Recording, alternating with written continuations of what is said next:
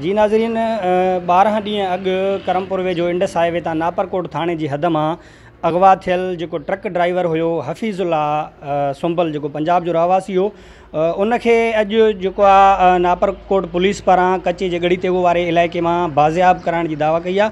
जॾहिं त हिन वक़्तु उहो मुगवी जेको आहे उहो नापरकोट थाणे ते मौजूदु आहे ऐं उन मुगवी खां पुछा कंदासीं त उनखे कीअं अगवा कयो वियो, किथे रखियो वियो, ऐं जॾहिं त नापरकोट थाणे जे SHO सैयद अमीर अली शाह सां बि ॻाल्हि ॿोल कंदासीं त उन्हनि मुगवी खे कहिड़े तरीक़े सां बाज़ियाब करायो। ट्रक ड्राइवर हूँ, हम ननकाना की तरफ से आ रहे थे, इस्लामाबाद जा रहे थे।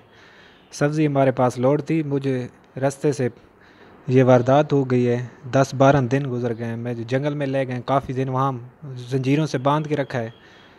कितने बंदे थे? हम 2 थे, लेकिन एक जो मेरे साथ भाई था वो बच निकला है। मैं उनकी डाकू कितने बंदे थे? डाकू 6 थे, अच्छा।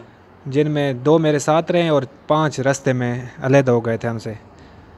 हम उधर 12 दिन उधर उनके पास रहे, उन्होंने उनके बांध के रखा था जंजीरों से। आज SHO की उससे अमीर अली शाह साहब की वजह से मैं खैर खैरियत इनकी मेहनत से यहाँ पहुँचा हूँ नापरकोट थाने में। अब मैं बिल्कुल मुतमईन हूँ, मेरे घर वालों से भी इन्होंने रब्ता कराया है।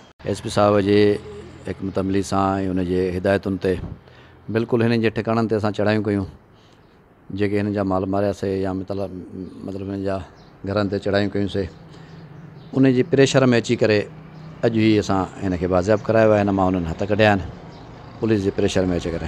फ्री में हो बसि पुलिस जे प्रेशर में अची करे हुननि इहो ई सोचियो त हाणे मज़ीद असांजा अञा नुक़सान थींदा।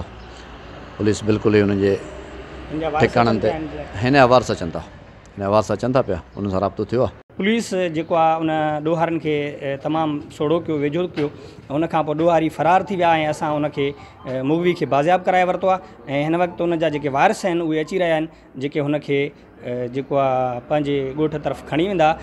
कैमरामैन टीम सां गॾु सैफुल्ला बिजाराणी, टाइम न्यूज़, करमपुर।